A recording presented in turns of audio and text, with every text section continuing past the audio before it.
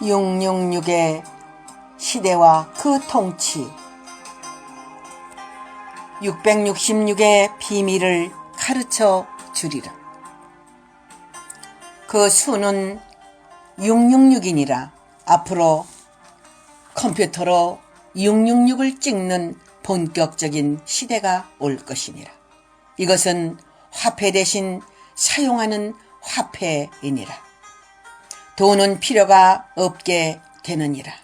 돈은 구시대 사람이 사용하는 것으로 인식이 되며 모든 것이 666이 찍힌 자기 비밀번호와 오른손이나 이마에 찍게 된다.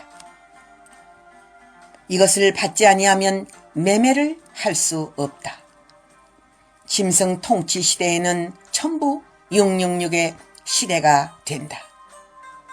그 기계는 모든 인간을 노예화하고 감시하고 조종하는 무서운 힘을 발휘하게 된다. 이것은 컴퓨터 666이니라. 둘 번째, 또 666이 있으니 이것은 모든 자들을 음행하게 하는 666이니라. 짐승과 교합시키고 그 짐승은 사상의 짐승이며 그 짐승과 교합된 자는 그의 말을 들어야 될 것이니라. 성으로 인간을 매료시키며 모든 인간을 거기에 빠지게 한다. 앞으로 666은 섹스표로 인간을 노예화시킨다. 세 번째, 또한 666은 궁극주의 시대의 우상이다. 일본과 같은 천황을 숭배하도록 태양신과 별의 신 앞에 모두 절하도록 구두발로 짓밟을 것이니라. 모든 자들은 그들의 말에 절대 복종하며 자신들을 도와달라고 애걸을 하며 절하는 시녀가 될 것이다. 이것도 666이니라. 네 번째, 666은 붉은 용의 형체를 만들어 놓을 것이니라. 그 형체는 석가모니나 김일성이나 어떤 짐승이나 모양이나 역대 왕들의 모습이다. 그 앞에 모든 자들이 철하게 하며 필기하되 충성을 맹세하는 우상 숭배가 전 세계적으로 있을 것이니라. 다섯 번째, 666은 짐승의 사상이니라. 붉은 짐승의 사상을 머리에 새기게 하되 그 오른손에 사상의 행동을 무기로서 발휘하니 그것은 살인귀들이며 생마들이다. 짐승의 표받은 자들이다. 여섯 번째, 또한 거짓 선지의 표가 있으니 그 앞에 숭배하며 그의 말을 따르며 그를 절대자로 섬긴다. 일곱 번째, 또한 666은 거짓 메시아이니라. 거짓 예수가 나타나며 유대인이 바라던 유대인의 왕 거짓 메시아가 출현하여 세계를 놀라게 하며 세계를 통치하려고 머리를 들고 나온다. 그가 하나님이라고 깃발을 틀 것이니라. 거기에 머리를 숙이는 자는 전부 표를 받는 것이다. 여덟 번째, 666은 에이즈이니라. 성으로 관계되어 병이 든 자는 표받게 된 것이니 음행을 행하는 더러운 죄와 썩어 죽는 저주의 표를 받은 것이다.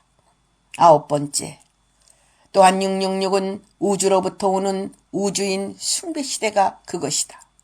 우주인이 창조주가 되고 하나님이 되고 천왕이 창조주가 되고 하나님이 되고 천왕이 되어서 모든 인간들로부터 숭배를 받는 우주인 시대가 올 것이다.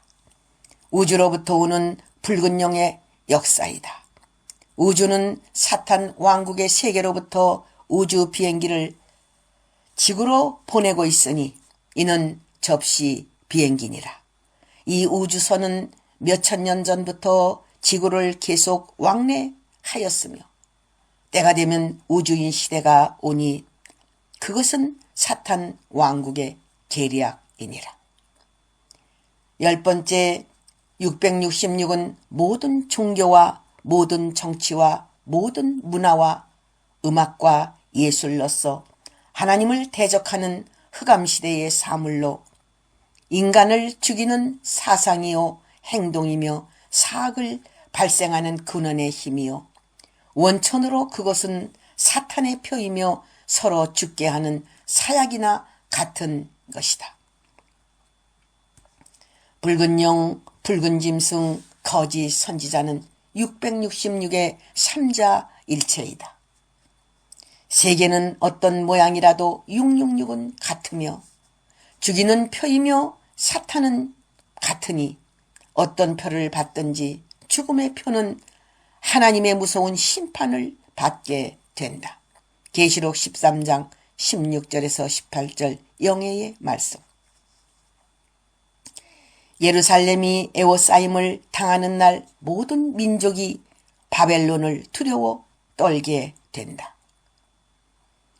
북방의 붉은 바벨론과 남방의 음녀 바벨론은 예루살렘과 같은 교회들을 영육간에 에워싸고 목을 조이고 있으니 암흑시대의 별들이 떨어지고 무화과의 빛 흔들려 떨어지고 있음은 그들이 달려오고 있음을 알아야 한다.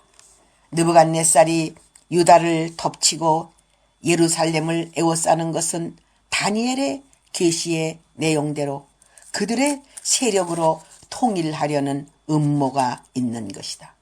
남방과 북방은 서로 대립하다가 평화로 돌아가고 또 서로 부딪혀 전쟁을 하다가 평화를 하나 느부갓네살의 바벨론 정책이 변함이 없는 것은 그도 성경 속의 한 인물이기에 그는 다니엘에 기록된 대로 행동을 계시할 인간이다.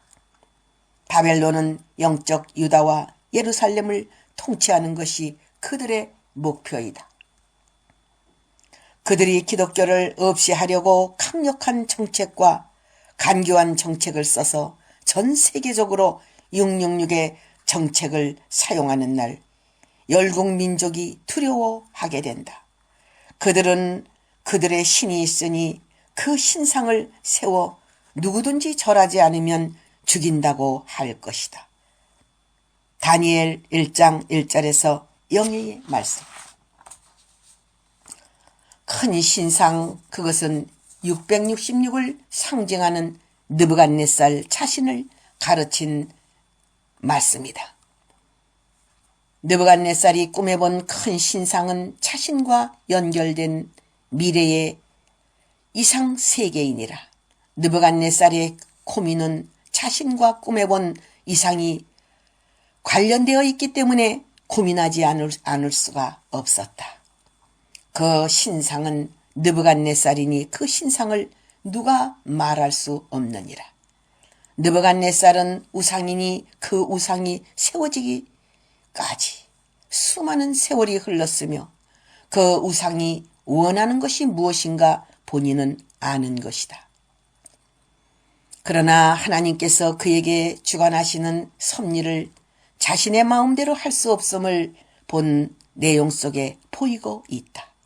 아무리 큰 신상이라 하여도 지옥이 두려우며 하나님을 두려워하게 된다는 것이다.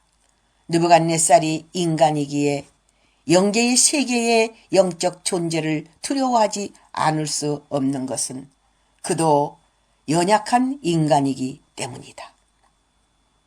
본 내용의 신상은 마지막 때에 나타날 666의 큰 신상이다.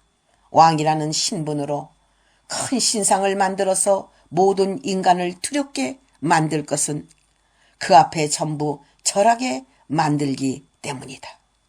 심히 두려운 존재를 우상으로 만들었으니 용들과 연계된 그들의 세계이며 그 신상으로 세계 인간들을 굴복시키고 통일시키는 영육간의 왕을 세운 것이다.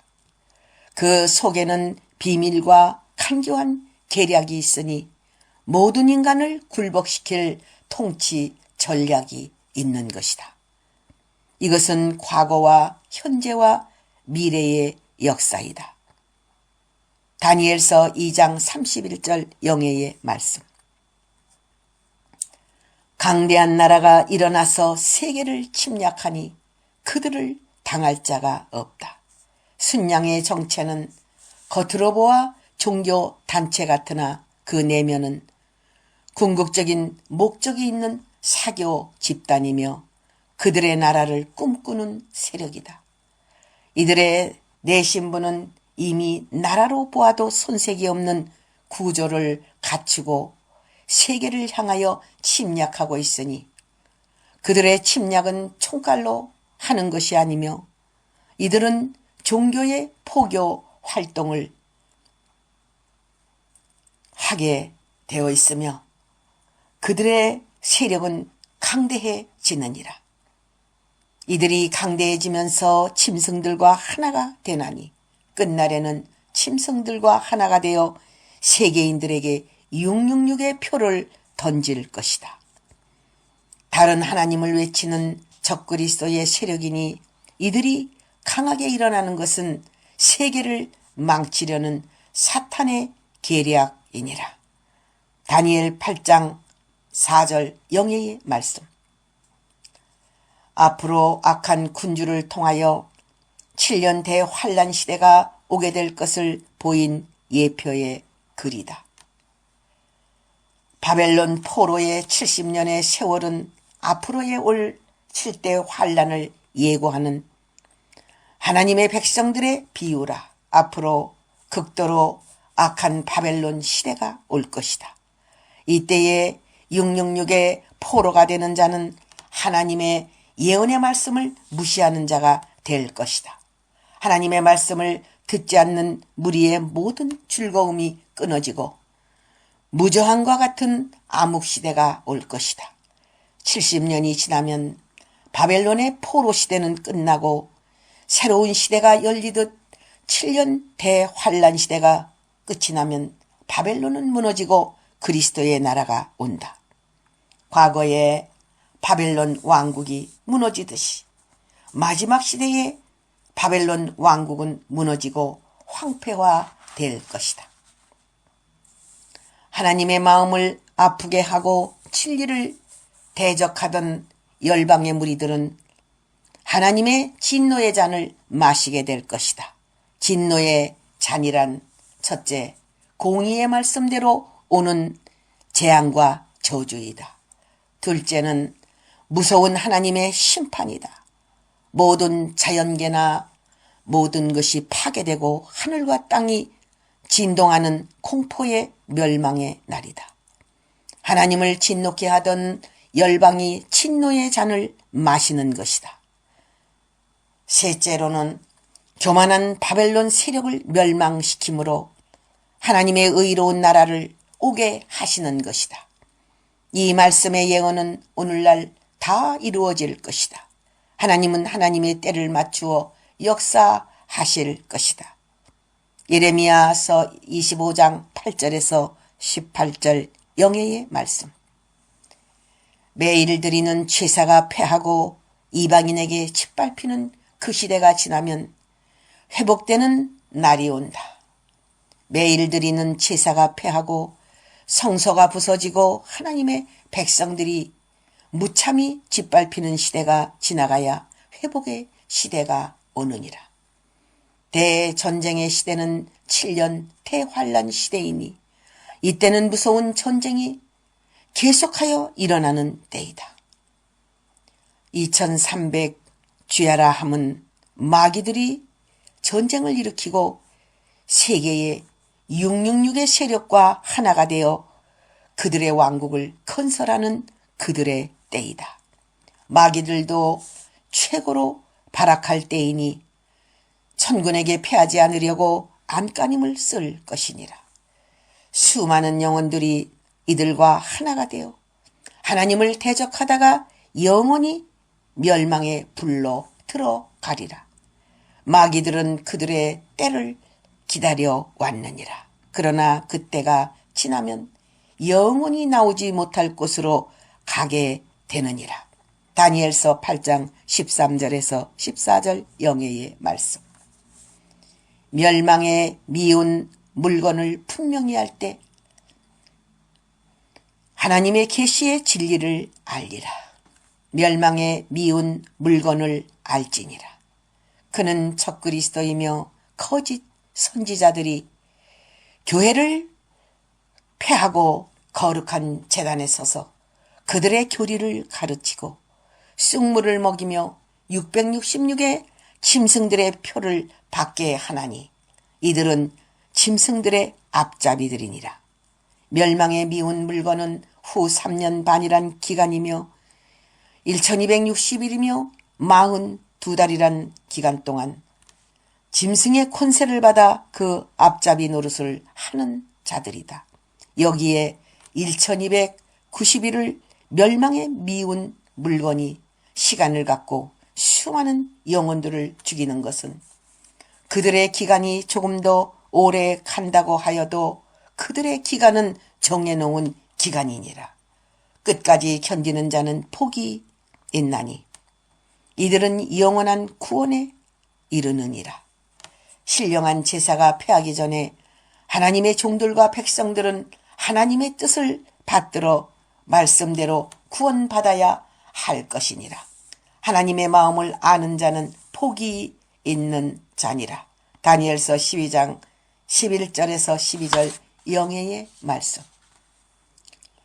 마지막 시대에 다니엘을 읽고 깨닫는 자는 복이 있으리라. 이 다니엘서를 읽고 듣고 깨닫는 자는 복이 있느니라.